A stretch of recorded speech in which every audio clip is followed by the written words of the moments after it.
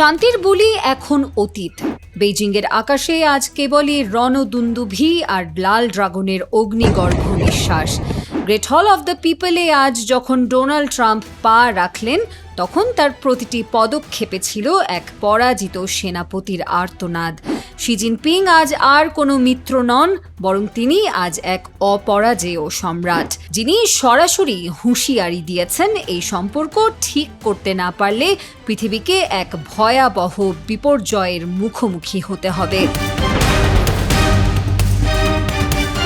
যখন মধ্যপ্রাচ্যের চোরাবালিতে আমেরিকা নিজেদের অস্তিত্ব খুঁজছে, চীন তখন বিশ্ব মানচিত্র থেকে মার্কিন দাপট মুছে দেওয়ার চূড়ান্ত ছক কষে ফেলেছে।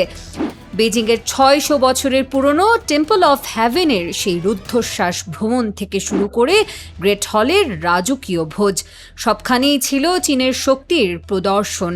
শি জিনপিং ট্রাম্পকে মনে করিয়ে দিয়েছেন বিশ্ব আজ এক ঐতিহাসিক সন্ধিক্ষণে দাঁড়িয়ে, এবং এর উত্তর কেবল বেইজিংয়ের কলমেই লেখা হবে। ট্রাম্প তার ডেরায় গিয়ে শি জিনপিংকে গ্রেট লিডার বলে প্রশংসা করলেও শির কণ্ঠে ছিল সেই লৌহ কঠিন জেদ। তিনি স্পষ্ট করেছেন, চীন ও আমেরিকার সম্পর্ক এখন আর সমানুপাতিক নয়, বরং আমেরিকা যদি চীনের শর্ত না মানে, তবে দুই দেশের মধ্যে এমন মহাপ্রলয় শুরু হবে যা সামলানোর ক্ষমতা পেন্টাগনের নেই। লাল গালিচার আড়ালে ট্রাম্পকে যে কূটনৈতিক ফাঁদে বন্দি করেছে বেইজিং, তা কয়েক দশকের মার্কিন দম্ভকে মাটির সাথে মিশিয়ে দেওয়ার জন্য যথেষ্ট। চীনের রণকৌশল আজ বিশ্বের তাবৎ সামরিক বিশেষজ্ঞদের হিসাব ওলটপালট করে দিয়েছে। তাইওয়ান ইস্যুতে শি জিনপিংয়ের বার্তা ছিল আগুনের মতো উত্তপ্ত, যা নিভিয়ে দেওয়ার ক্ষমতা ওয়াশিংটনের নেই। তিনি সাফ জানিয়ে দিয়েছেন, তাইওয়ানের স্বাধীনতা আর শান্তি আগুন ও পানির মতো, যা কখনো এক হতে পারে না।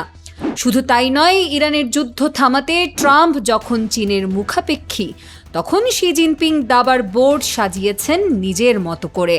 হুরমুজ প্রণালী খোলা রাখা আর পরমাণু অস্ত্র নিয়ে দুই পক্ষ কাগজে কলমে এক হলেও পর্দার আড়ালে তাইওয়ানের নিয়ন্ত্রণ ছিনিয়ে নেয়ার চূড়ান্ত পথ পরিষ্কার করে নিয়েছে চীন। ট্রাম্পের অসহায় নীরবতা আজ প্রমাণ করে দিয়েছে প্রশান্ত মহাসাগরের প্রতিটি ঢেউয়ে এখন কেবলই চীনের হাইপারসনিক মিসাইলের গর্জন শোনা যাচ্ছে।